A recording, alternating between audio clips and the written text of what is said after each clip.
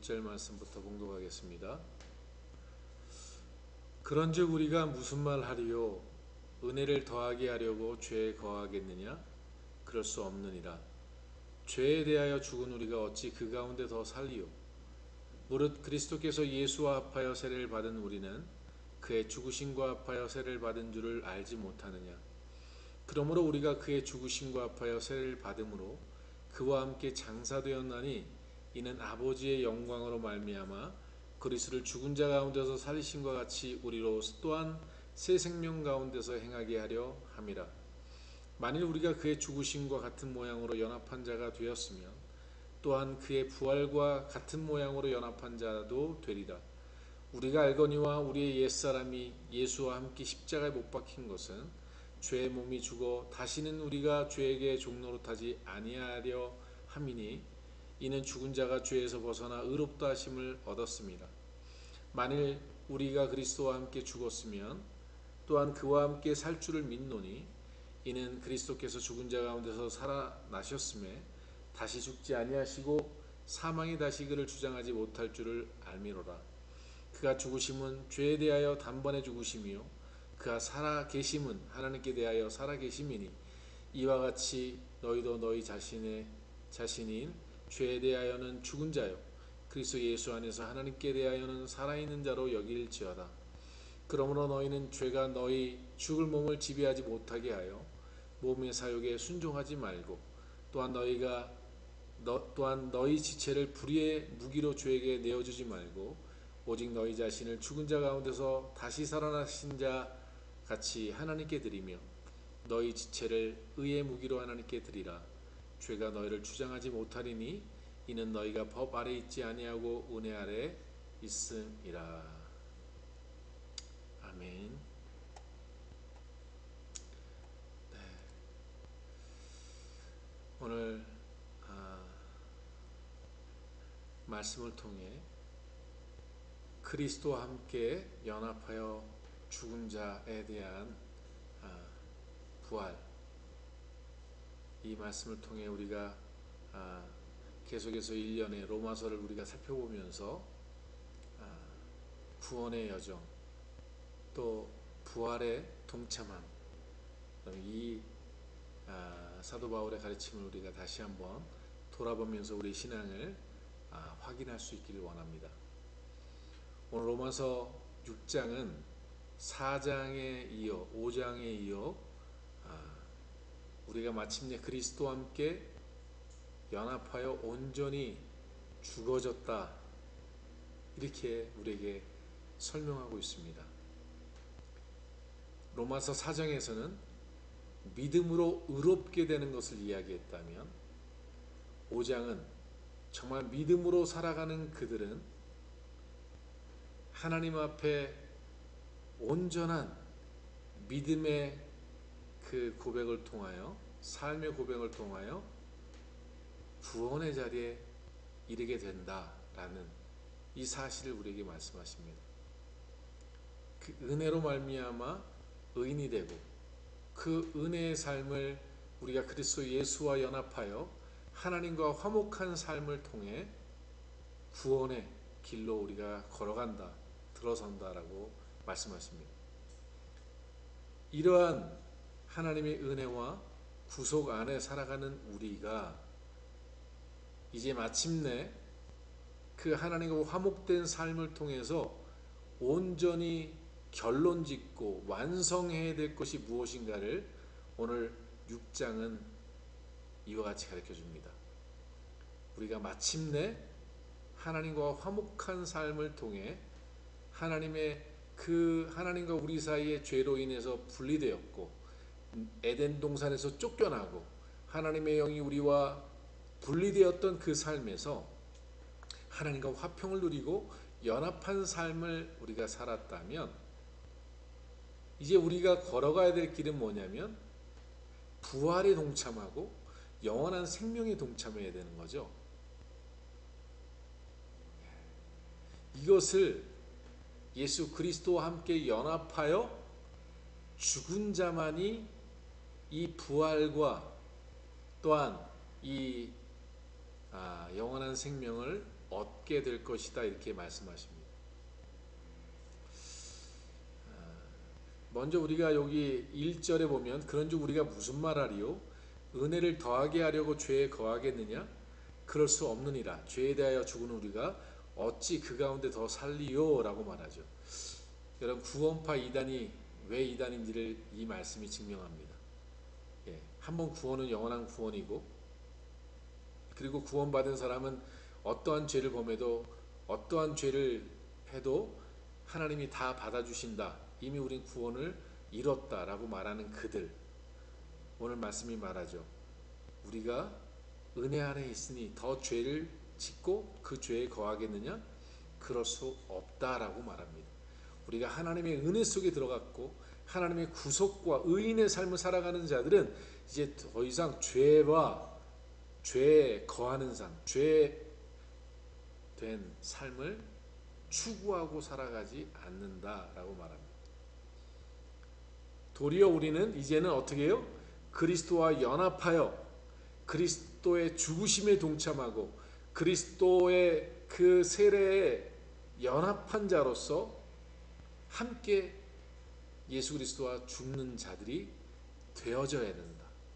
내가 그리스도와 함께 십자가에 못 박여 죽은 자와 같은 그러한 삶을 우리에게 살아가야 한다 이렇게 말씀하십니다. 많은 그리스도인들이 이 말씀에 굉장히 난색합니다. 왜냐하면 우리는 여전히 살아있는데 어떻게 내가 그리스도와 함께 십자가에 못 박혀 죽을 수 있지? 예수님은 이것을 나를 부인하는 것이다. 내게 주어진 십자가를 지고 주님을 따르는 것이다. 이렇게 설명하시는데 오늘 사도 바울은 이 말씀을 이와 같이 말합니다. 첫 번째 부분은요.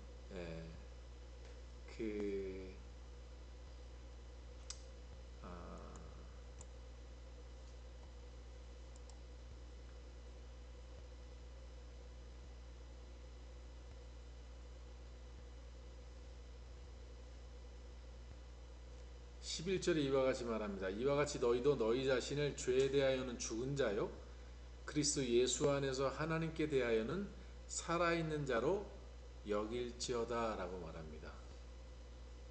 다시 말하면 너희는 예수 그리스도와 함께 못 박혀 죽었다. 그 사실을 너가 믿고 나는 죽었다라고 여겨야 한다. 이제 나는 죽었고 주님이 내 안에 산다라고 여기는 삶을, 그것을 여기는 삶을 살아가는 것, 이렇게 말합니다. 이것이 예수님이 말씀하시는 자기를 부인하는 삶입니다. 오늘 우리가 날마다 그 믿음의 길을 걸어가면서 하지 못하는 것 중에 하나가 뭐냐면 내 뜻, 내 생각대로 살아가는 거죠. 내가 주인된 삶을 살아가는 거죠. 근데 예수님은 자기를 부인하라고 말씀하시고 사도 바울은 너희는 예수님과 함께 십자가 못 박혀 죽었다는 사실을 인정하라고 말씀하십니다. 오늘 우리가 예수 그리스도와 함께 어떻게 십자가에 못 박혀 죽느냐? 내가 죽었다는 사실을 인정하는 것이고 그렇게 여기고 살아가는 것입니다. 그래서 매 순간마다 어떠한 것이 다가올 때 내 마음에 파장을 일으킬 때마다 나는 죽었지. 주님이 내 안에 살지. 주님, 지금 이 상황에서 내가 어떻게 하는 게 맞을까요? 주님, 내게 지혜를 주십시오. 주님, 당신의 뜻을 알려주십시오. 이처럼 주님을 고백하고 나를 부인하는 삶, 내가 죽었다는 사실을 날마다 인정하는 삶, 내가 죽었다라고 여기는 삶을 살아가는 자들, 이게 그리스도와 함께 십자가에 못 박혀 죽은 사람들이라. 이렇게 사도 바울이 말합니다.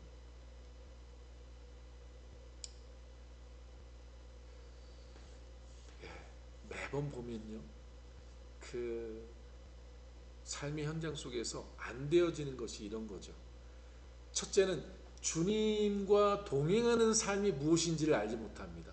주님과 매 순간마다 주님과 동행하는 삶이 없으니 주님은 교회, 예배당에, 예배 시간에 그때만 존재하는 존재요. 내 삶의 환경 속에서는 내가 살아가는 존재로 살아가는 이런 자들이 이 말씀을 이해할 수가 없겠죠.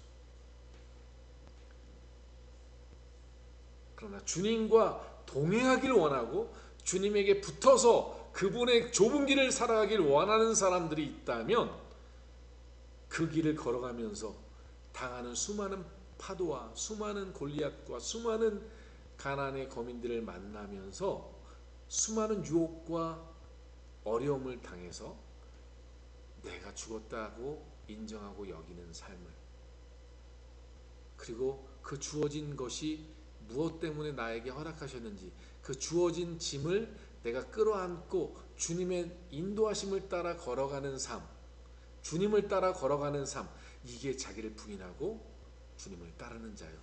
이러한 사람이 예수 그리스도와 연합하여 죽은 자들입니다. 근데 놀랍게 여러분, 이 삶을 살아가는 그들이 부활합니다. 이러한 삶을 살아가는 이들을 주님이 새 생명 가운데 살게 해주신다. 오늘 말씀 우리에게 말합니다. 하나님의 은혜 가운데 살아가는 자들, 자기를 부인하고 십자가를 지고 주님을 따르고 자기가 죽었다는 사실을 인정하고 그렇게 여기고 주님의 뜻을 구하고 살아가는 그들의 삶에 그런 믿음에 하나님이 역사하시는데 새 생명 가운데 행하게 해주신다. 새로운 생명이 내 안에서 역사하도록 행해 주신다. 이게 첫 번째 축복이고요. 두 번째는요, 그들이 그리스도와 함께 죽는 자리에 연합된 것처럼 부활에도 연합한 자가 된다. 부활에 동참하게 하신다. 이렇게 말씀하십니다. 그리고 그렇게 주님과 함께 연합하여 자기를 부인하고 자기가 죽고 그리스도가 사는 사람이라는 사실을 그렇게 여기고 살아가는 그들에게 최종적으로 그 죄가 더 이상 우리를 지배하지 못하게 하신다. 이게 마지막 결론입니다. 우리가 정말 그리스도와 연합된 삶을 살아가고 그래서 내가 죽고 그리스도가 내 안에 사는 삶이라는 사실을 내가 믿고 여기고 이제 나는 주인이 아니지, 나는 죽었지, 지금 일어나는 이 나를 화나게 하고 나를 분노케 하고 나에게 두렵게 하고 나를 흔드는 그 모든 것에서 내가 죽었는데 왜 내가 시체가 이렇게 요동하지? 아, 이거 잘못됐구나. 나는 죽었어. 그리고 주님, 이것을 어떻게 내가 짊어지면 될까요? 어떻게 내가 이것을 끌어안고 어떻게 해결하면 될까요? 주님, 인도해 주십시오. 그래서 그분이 내 안에서 살고 그분이 나를 인도하는 삶을 살아가는 그들에게 하나님이 새 생명 가운데 사는 능력을 주시고 그 부활의 능력을 경험하게 하시고 부활의 삶을 허락해 주실 뿐만 아니라 이제는 죄에서 자유한 삶으로 하나님이 은총을 베풀어 주신다. 오늘 우리 사랑하는 한신교회 성도들이 정말 그리스도와 함께 죽고 그리스도와 함께 사는 새 생명 가운데 사는 삶을 살아가기 소원합니다. 그리고 그 말씀과 더불어 12절에 우리가 첫째는 우리가 그렇게 죽었다는 사실을 여기는 것, 인정하는 것이라면 두 번째는 의지적인 문제입니다. 12절부터 이렇게 말합니다. 그러므로 너희 죄가 너희 죽을 몸을 지배하지 못하게 하여 몸의 사욕에 순종하지 말고 또한 너희 지체를 불의의 무기로 죄에게 내어주지 말고 오직 너희 자신을 죽은 자 가운데서 다시 살리신 자 같이 하나님께 드리며 너희 지체를 의의 무기로 하나님께 드리라 라고 말합니다.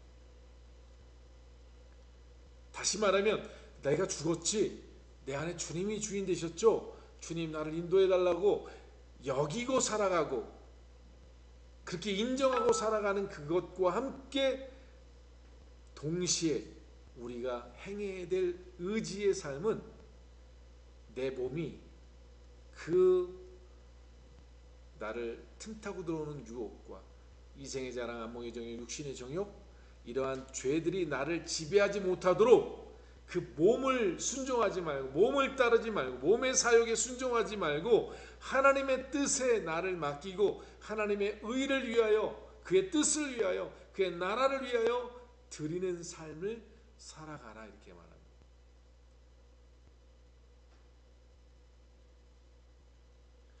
다시 말하면 하나님, 내가 주님께 내 모든 삶을 맡깁니다라고 고백하고 그렇게 입술로 한 후에 아 하고 입 벌리고 있지 말라는 것입니다.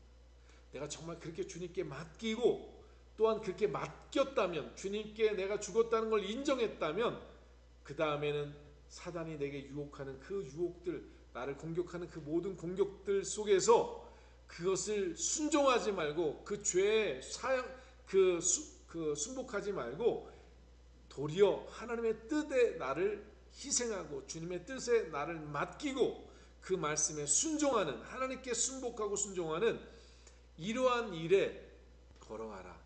삶을 살아라.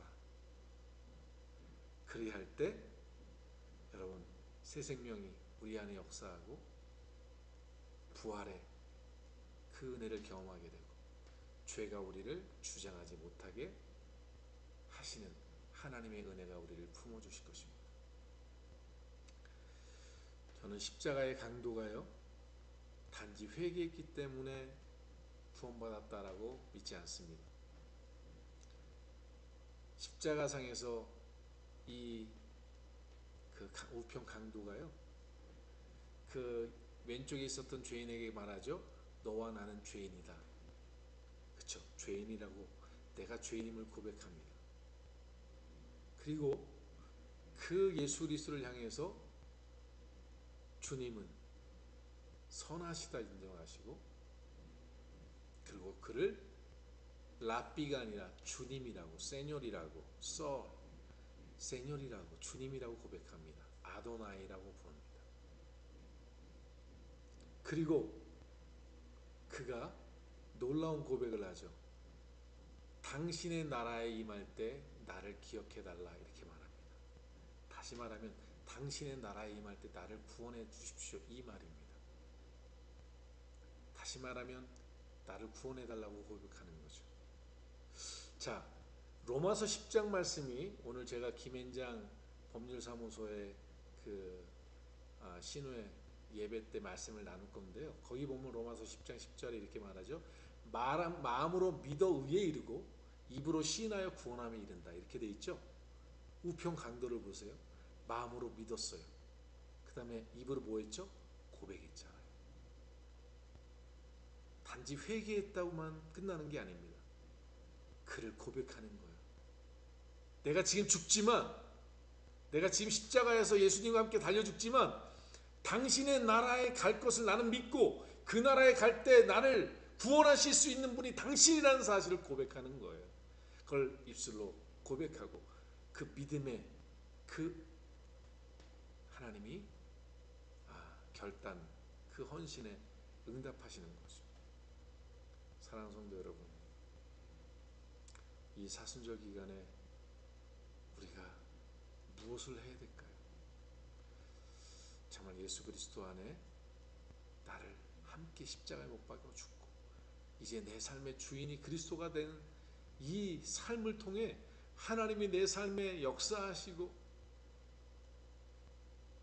그 하나님의 그 부활의 은혜가 우리 삶에, 죄가 더 이상 나를 좌지우지하지 못하는 그러한 은혜 속에 살아가는 이 축복의 법이 우리 모두에게 임할 수 있게 있어야 되겠습니다. 오늘 읽었던 14절에 이렇게 말합니다. 죄가 너희를 주장하지 못하리니 이는 너희가 은혜 아래 있습니다, 이렇게 말합니다. 우리가 주님 안에서 넘어지고 쓰러지는 과정은 있을지 모르지만 우리는 끝까지 하나님을 믿고 끝까지 주님을 믿고 날마다 나를 부인하는 삶을 걸어가면서 주님의 주신 그 십자가를 지고 따라 걸어가는 이 삶을 살아가는 그들, 그 은혜 아래 살아가는 그들, 하나님께서 마침내 부활과 새 생명과 구원을 허락해 주실 것입니다. 기도하시겠습니다. 좋으신 하나님, 감사합니다. 하나님, 이 말씀을 통해 우리의 신앙을 분명하게 비춰주시고 분명한 우리의 신앙의 자세를 깨닫게 해주시니 감사합니다.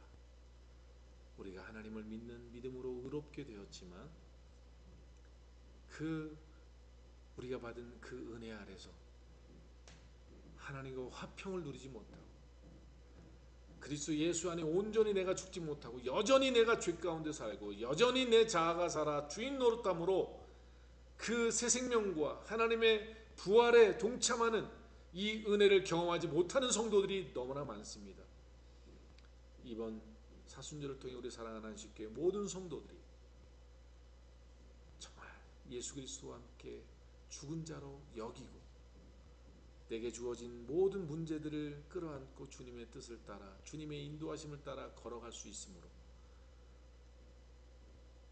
하나님이 그러한 자들에게 베풀어 주시는 은혜 안에 베풀어 주시는 축복을 받아 누리는 모든 우리 한신 성도들 되게 하옵소서. 감사드리고 예수님의 이름으로 축복하며 기도드렸습니다. 아멘. 네, 우리